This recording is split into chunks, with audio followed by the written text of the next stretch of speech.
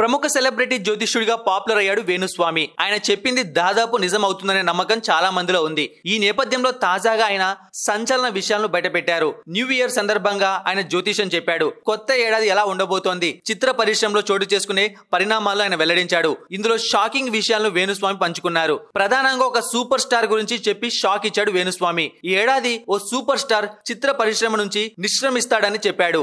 అనారోగ్య కారణాలతో ఆయన ఇండస్ట్రీకి గుడ్ బై చెబుతాడని, సినిమాలు మానేస్తాడని తెలిపారు. ఈ ఏడాది కానీ లేదంటే వచ్చే ఏడాది కానీ ఆయన ఇండస్ట్రీని వీడతాడని తెలిపారు. అయితే ఆ సూపర్ స్టార్ ఎవరో ఆయన చెప్పలేదు. ఈ విషయంలో కాస్త సేఫ్ గేమ్ ఆడాడు వేణుస్వామి. మరోవైపు స్టార్ యాంకర్ పై కూడా ఆయన షాకింగ్ కామెంట్ చేశాడు. ఇండస్ట్రీలో ఉన్న ఒక స్టార్ యాంకర్ వ్యక్తిగత జీవితం బట్టబయలు అవుతుందని, రోడ్డున పడ్డే పరిస్థితి వస్తుందని ఆయన చెప్పాడు. ఆమె వ్యక్తిగత జీవితంలో ఎన్ని బాధలు పడుతుందో, ఎంతటి నరకం అనుభవిస్తుందో బయటి ప్రపంచానికి తెలుస్తుందని, ఇది అందరినీ ఆశ్చర్యపరుస్తుందన్నారు.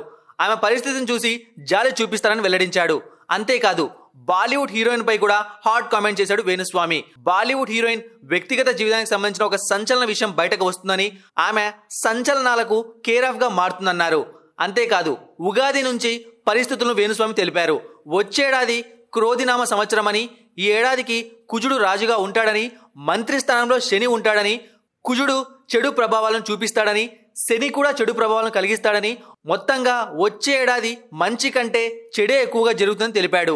కరోనా తరహాలో మరో మహమ్మారి ప్రపంచాన్ని వణికిస్తుందని, రోగం లాంటి ఉపద్రవం మరోసారి రానుందని చెప్పారు. ఇది ప్రపంచ వ్యాప్తంగా వస్తుందని, కాకపోతే ఇండియాకు ఆ ప్రభావం కాస్త తక్కువగా ఉంటుందని చెప్పాడు. దీంతో పాటు రాజకీయాలపై కూడా ఆయన హాట్ కామెంట్ చేశాడు.